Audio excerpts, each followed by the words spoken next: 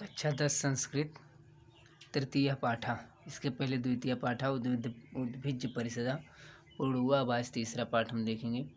तीसरा पाठ नैतिक मूल्यानि, नीति संबंधी मूल्य देखेंगे हम इसमें।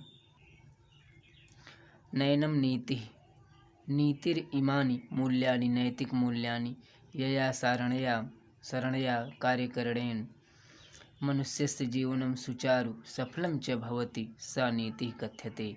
इयं नीतिः केवलस्य जनस्य समाजस्य कृते एव न भवति अपितु जनानां नृपाणां समेषां च व्यवहाराय भवति। नीत्याचरणेन व्यवहारेण प्रजानां शासकानां समस्तस्य लोकस्य अपि कल्याणं भवति।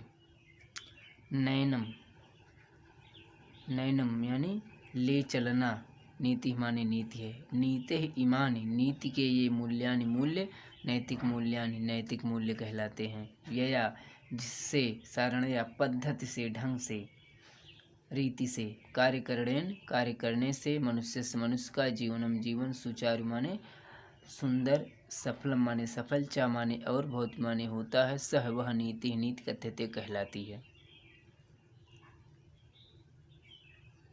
यम नीति, यह नीति केवलस्य केवल जनस्य लोगों के, समाज के कृते लिए एव ही ना नहीं भवती होती है, अपितु बल्कि जनानाम लोगों के लिए, नृपाणाम राजाओं के लिए, समेषाम सभी के लिए, चा और व्यवहार के लिए बहुत माने होती है। नीत्याचलनेन नीति पूर्वक चलने से या नीति के अनुसार चलने से, व्यवहारेण व्यवहार करने से, प्रजा शासकानां शासकों का, समस्त लोकस्यापि संसार का भी कल्याण बहुत माने होता है। देखेंगे हम अर्थ। नयनम नीति, नीतिर इमानि मूल्यानि नैतिक मूल्यानि। नयन अर्थात ले चलना ही नीति है। नयन अर्थात ले चलना ही नीति है। नीति के ये मूल्य नैतिक मूल्य कहलाते हैं। यया शरणया कार्यकरणेन मनुष्यस्य जीवनम सुचारु सफलम च भवति सह नीति कथ्यते। जिस रीति से कार्य करने से मनुष्य का जीवन सुंदर और सफल होता है, वह नीति कहलाती है या उसे नीति कहते हैं। यम नीति केवलस्य जनस्य समाजस्य कृते एव न भवति अपितु जनानां मनुष्याणां समेषां च व्यवहाराय भवति। यह नीति केवल मनुष्य के लिए, समाज के लिए ही नहीं होती है, अपितु सभी लोगों के लिए, सभी राजाओं के लिए और यह नीति केवल मनुष्य और समाज के लिए नहीं होती, बल्कि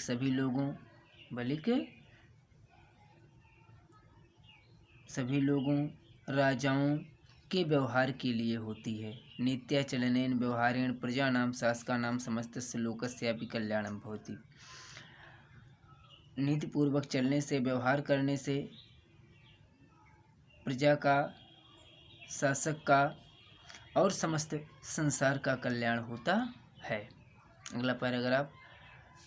पुरातन कालात् एव भारते कवयः नीतिकाराः मनोरमया सरसया गिरा नीतिवाक्यानि कथाभिः श्लोकैः च विरचयन्।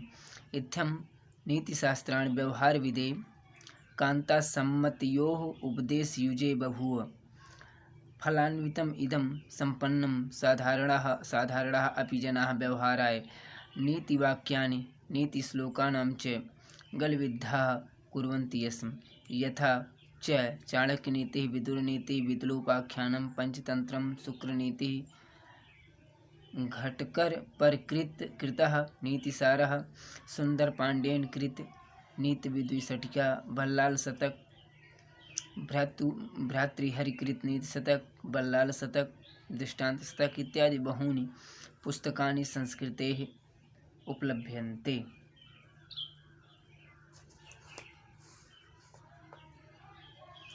शब्दार्थ हम देखेंगे। पुरातन कालात, प्राचीन काल से ही भारत में कवयः कवि, नीतिकाराः सभी नीतिकार, मनोरमया माने सुंदर, सरसया सरस, गिरा वाणी में नीति वाक्यानि नीति के वाक्य, कथा भी कथाओं, च और श्लोकों के द्वारा विरचन माने रचना की है। इत्थम इस प्रकार नीति शास्त्राणि नीति शास्त्र, व्यवहार विदे व्यवहार हेतु, कांता सम्मति उपदेश युजे, कांता सम्मत प्रेयसी के समान, उपदेश युजे उपदेश के लिए, बभू माने हुए, फलान्वितम फल स्वरूप, इदम यह संपन्नम संपन्न, साधारणा साधारण, अपि भी जनाः लोग, व्यवहाराय व्यवहार के लिए, नीति वाक्यान नीति के वाक्य, नीति श्लोकाम च और नीति के श्लोकों को, गल विद्याः माने स्मरण करना, गले के छेद के नीचे अर्थात कंठस्थ करना, कुर्वन्ति माने करते, अस माने थे, यथा जैसे, च और चाणक्य नीति चाणक्य नीति, विदुर नीति विदुर नीति, विद्लोपाख्यानम विद्लोपाख्यान, पंचतंत्रम पंचतंत्र, शुक्र नीति शुक्र नीति, घटक घटकर परिकृतः नीतिसार, घटक परिकृत नीतिसार, सुंदर पांड्यन कृत विदुषटिका, भल्लाल शतकम भल्लाल शतक, भ्रातृहरि कृतम नीति शतकम, भ्रातृहरि द्वारा रचित नीति शतक, बल्लाल शतकम बल्लाल शतक, दृष्टांत शतकम दृष्टांत शतक, इत्यादि इत्यादि बहुनि बहुत से नीति पुस्तका नीति की पुस्तकें संस्कृते संस्कृत में उपलभ्यन्ते माने उपलब्ध होती हैं या उपलब्ध हैं। हम देखेंगे। प्राचीन कालादेव भारते कव्या नीतिकाराः मनोरमया सरसया गिरा नीतिवाक्यानि कथाभिः श्लोकैः च विरचयन्। प्राचीन काल से ही भारत में कवियों और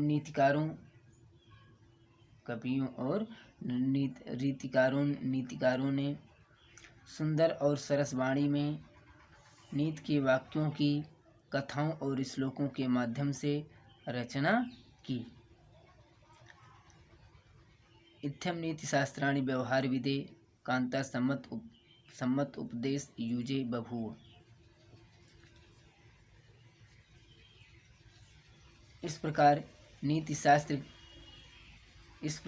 शास्त्र व्यवहार ज्ञान के लिए, व्यवहार विदे व्यवहार ज्ञान के लिए प्रेयसी के समान मधुर शब्दों में उपदेश देने के लिए बने हुए थे या हुए। इस प्रकार नीति के शास्त्र व्यवहार के लिए और व्यवहार ज्ञान के लिए और प्रेयसी के समान मधुर शब्दों में उपदेश देने के लिए बने होते हैं। फलान्वितम इदम संपन्नम साधारणाः अपि जना व्यवहारा नीति वाक्यानि नीति श्लोकांच गलविलाधः कुर्वन्ति अस्म। इसका फल या फल स्वरूप या इदम फलान्वितम संपन्नम, फल स्वरूप यह संपन्न, या इसका फल यह हुआ कि साधारण लोग और संपन्न लोगों के व्यवहार के लिए भी नीतियों के वाक्य और नीति श्लोक स्मरण किए जाते थे, कंठस्थ कर लेते थे। फलस्वरूप संपन्न और साधारण लोग भी व्यवहार के लिए नीति के वाक्यों और नीति के श्लोकों को स्मरण कर लेते थे। यथा च चाणक्य नीति विदुर नीति विदुलोपाख्यानम पंचतंत्रम शुक्र नीति घटकर परकृत नीतिसारः सुंदर पांडेन कृत नीति विदुषटिका भल्लाल शतकम भ्रातृहरि कृतम नीति शतकम बल्लाल शतकम दृष्टांत शतकम इत्यादि बहूनि नीति वा पुस्तकानि संस्कृते उपलभ्यन्ते। जैसे चाणक्य नीति विदुलोपाख्यानम विदुर नीति पंचतंत्र शुक्र नीति घटक परकर कृत नीतिसार सुंदर पांडेन कृत नीति विदुषटिका भल्लाल शतक भ्रातृहरि कृत नीति शतक बल्लाल शतक दृष्टांत शतक इत्यादि बहुत से नीति की पुस्तकें संस्कृत में उपलब्ध हैं। अब हम अगला पैराग्राफ देखेंगे। विचार्यमाणे साहित्ये आदिकालात् एव सर्वेषु अपि राष्ट्रेषु अयं विश्वासः प्रचलितः आसीत् यत् काव्यस्य अन्येषु प्रयोजनेषु सत्स्वपि एकं मुख्यं प्रयोजनं नैतिकः परितोषः। प्लेटो, अरस्तु, पेटर, होरेस आदि सर्वैः विचारकैः काव्यस्य मुख्यं प्रयोजनं नैतिकविकासः एव स्वीकृतः। विचार्यमाणे साहित्य विचारमाणे साहित्य में विचार किए जाने पर आदिकालाद एवं आदिकाल से ही सर्वेषु अपि सभी राष्ट्रों में अयम विश्वास, यह विश्वास प्रचलित आसीत माने था। यत माने कि काव्यस्य अन्येषु, काव्य के अन्य प्रयोजनों के होने पर, सत्सु अपि होने पर भी, प्रयोजनों के सत्स्वपि होने पर भी एकम एक मुख्य प्रयोजन नैतिक परितोषा माने संतोष है। प्लेटो, अरस्तु, पेटर, होरेस आदि सर्वै सभी विचारकों के द्वारा काव्य के मुख्य प्रयोजन नैतिक विकास एवं माने ही स्वीकृता माने स्वीकार किया गया है। साहित्य में विचार करने पर आदिकाल से ही विचार्यमाणे साहित्य आदिकालादेव सर्वेषु अपि राष्ट्रेषु अयं विश्वासः प्रचलितः आसीत् यत् काव्यस्य अन्येषु प्रयोजनेषु सत्स्वपि एकं मुख्यं प्रयोजनं नैतिकः परितोषः।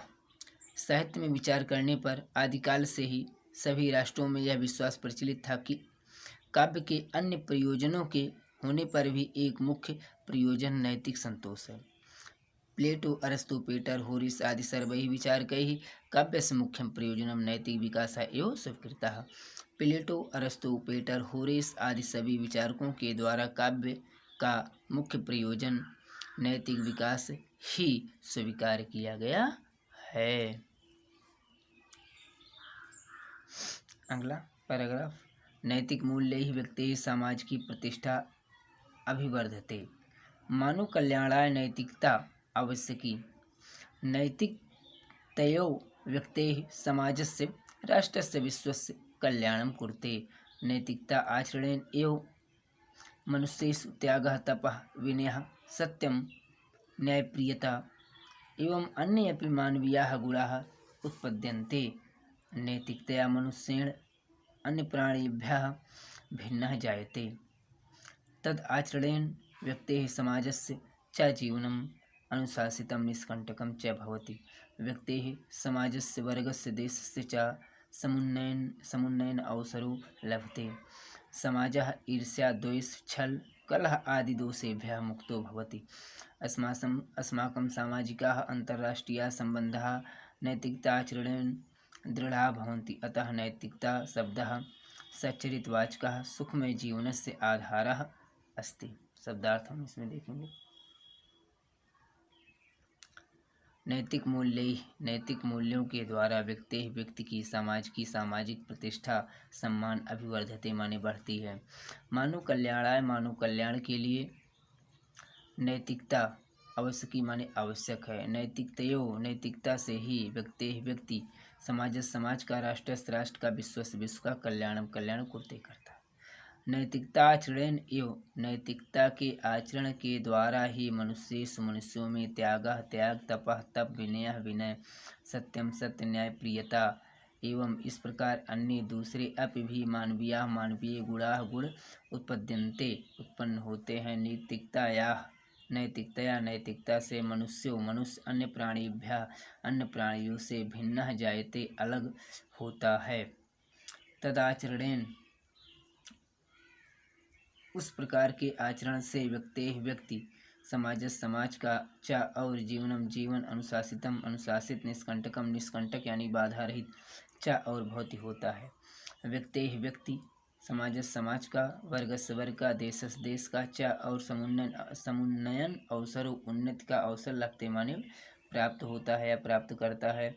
समाज ईर्ष्या, द्वेष, छल, कलह आदि दोषों से मुक्त बहुत होता है। अस्माकं सामाजिकाः हमारे सामाजिक अंतर्राष्ट्रीय संबंध नैतिकता के आचरण से दृढ़ भवन्ति होते हैं। अतः इसीलिए नैतिकता शब्द सच्चरितवाचकः सच्चरितवाचक सुखमय जीवनस्य आधारः सुखमय जीवन का आधार अस्ति मन है।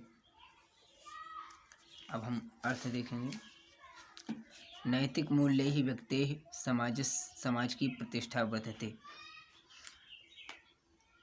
नैतिक मूल्यों से व्यक्ति की सामाजिक प्रतिष्ठा बढ़ती है। मानव कल्याणाय नैतिकता आवश्यकी।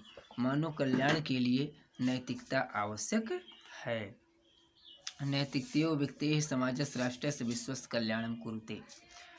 नैतिकता से ही व्यक्ति समाज, राष्ट्र और विश्व का कल्याण होता है या कल्याण करता है।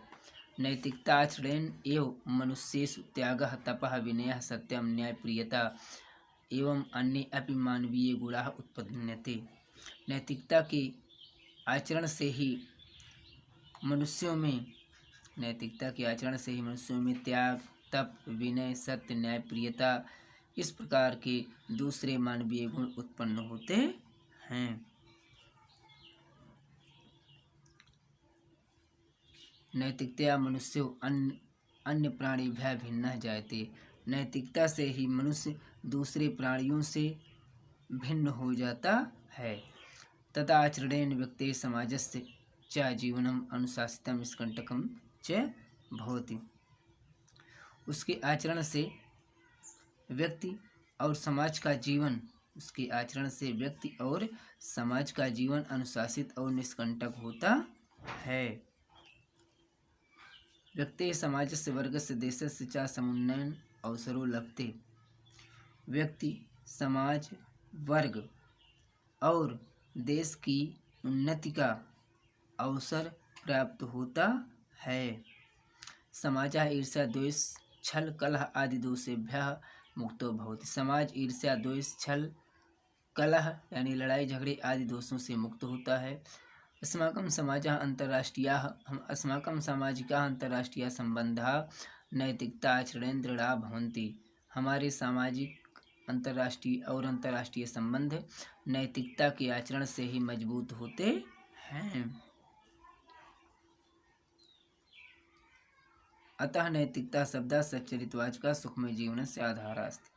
इसलिए नैतिकता शब्द सच्चरितवाचक और सुखमय जीवन का आधार है। अगला पैराग्राफ हम देखेंगे।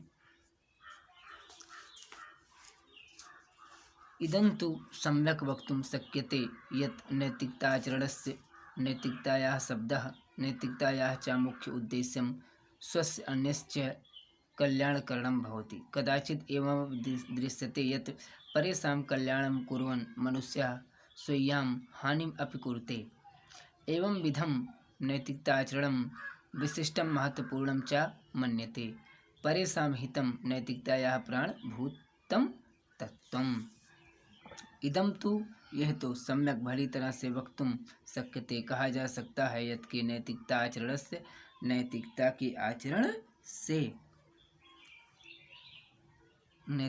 के आचरण का नैतिकतायाः च नैतिकतायाः और नैतिकता का मुख्य उद्देश्य स्वस्य माने अपना, अन्य माने दूसरे का, च माने और कल्याण करना बहुत ही होता है। कदाचित कभी कभी एवं ऐसा भी दृश्यते देखा जाता है यत् कि परेशान दूसरों का कल्याण कुर्वन् करते हुए मनुष्य स्वयं अपनी हानि भी कुरुते कर लेता है। एवं विधम इस प्रकार नैतिकता का आचरण विशिष्ट महत्वपूर्ण च और मन्यते माना जाता है। परेशान हितम दूसरे का कल्याण नैतिकता का प्राणभूत तत्व है। हम अर्थ देखेंगे। इदं सम्यक् वक्तुं शक्यते यत् नैतिकताचरणस्य नैतिकतायाः च मुख्यम् उद्देश्यं स्वस्य अन्यस्य कल्याणकरणं भवति। यह तो भली तरह से कहा जा सकता है कि नैतिकता का आचरण और नैतिकता का या नीति का मुख्य उद्देश्य अपना और दूसरे का कल्याण करना होता है। कदाचित एवं अपि दृश्यते यत् परेषां कल्याणं कुर्वन् मनुष्य स्वयं हानिमपि कुरुते। कभी ऐसा भी देखा जाता है कि दूसरे का कल्याण करते हुए मनुष्य अपनी हानि भी कर लेता है। एवं विधम नैतिकताचरणम विशिष्टम महत्वपूर्णम च मन्यते। इस प्रकार नैतिकता का आचरण विशिष्ट और महत्वपूर्ण माना जाता है। परेशान हितम नैतिकताया प्राणभूत भूतम तत्वम। दूसरे का हित करना, कल्याण करना ही नैतिकता का प्राणभूत तत्व है। बच्चों, इस पाठ का नैतिक मूल्यांकन, नीति संबंधी मूल्य, इस तृतीय पाठ का आज इतना ही। अगले वीडियो में जो है अगला पाठ, मतलब इसके बाद के जो 3 पैराग्राफ हैं, 2 पैराग्राफ, उनको पढ़ाएंगे।